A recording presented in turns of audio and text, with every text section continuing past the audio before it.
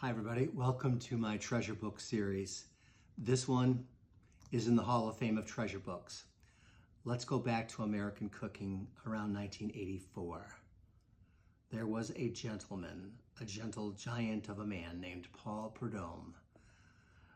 Everyone in America should be aware of who Paul Prudhomme was because he was a huge force in changing the perception of regional American cuisine.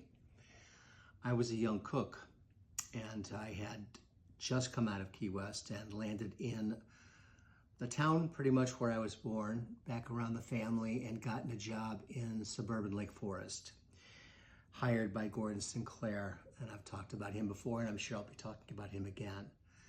American regional cuisine was just beginning to become on the minds of people, amazingly enough, in America, because before that we were pretty much smitten with French cuisine, Italian cuisine, and lower and lower and lower after that, because after French and Italian, not very much, not even the revered as it should be Chinese cuisine.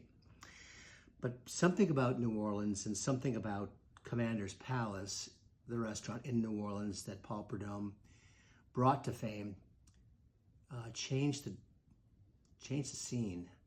Paul Prudhomme kind of makes me laugh about, the big stars of the day and how they last a very short period of time compared to Paul Prudhomme. Paul had the goods. Paul was recognized by Craig Claiborne, who, let me show you the cover of Paul's book here before I get too much further. Look at this face. Look at the breadth of his shoulders. Look at the confidence and joy in his smile.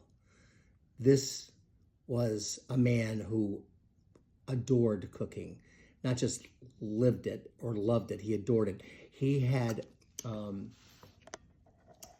habit, a custom, if you will, of bringing spices with him wherever he went to eat, whether it was somebody's house or somebody's restaurant, because he was so sensitive to food that would be flat or boring to him that he would, I don't know if it was a secret or not, but he would spice up the food. Back to Craig Claiborne for a moment, one of the greatest food writers in the history of America. He wrote, "It is no exaggeration to say that the finest and most definitive regional cooking in America is that of Louisiana. That cooking, generally known as Cajun and Creole, is by far the widest in scope and broadest in taste. Paul Prudhomme is the," here's a word for your dictionary, "panjandrum, the greatest authority and practitioner of that school of cookery, and his book is absolutely essential on the cookbook shelves of anyone who cares about a great aspect of American cuisine." This book, I don't know how much it would be worth. I think it'd be worth a lot because I looked this morning and it's a first edition. But I did see that if you wanted to get a copy of this book, it lay you back about $5 maximum. Paul Prudhomme, oh my gosh, it's starting to fall apart a little bit. Well, that's no surprise because I was cooking out of it while I was cooking in kitchens, holding it open with my French knife as I studied this man's cuisine. Because before I ever got to New World cuisine, I had to first absorb the lessons of Cajun and Creole cuisine, and no one better to teach than Paul Prudhomme. He eventually opened up his own restaurant, which became quite famous, K. Paul's. The food, honestly, it doesn't look like much. It's not tweezered. It's not showing all range of colors. There's barely any other kinds of plates. It's home cooking in many ways, but my gosh, the power that he got out of his food was just so much that other people wrote about his work. Alice Waters, James Vilas, whom I don't think enough people know about him, and maybe they don't even know that much about Larry Forgione, but my goodness, these were the people who were the giants of our industry when I was coming up, and I have to lay on and revere them. Oh, there's a Christmas card from Alden and Emerald. Of course I stuck it in this book. And then here, let me show you closer, camera lady. This is me in my handwriting from long ago, parsing out how I'm going to make crawfish etouffee. Yes, those are my handwriting scribbles right there.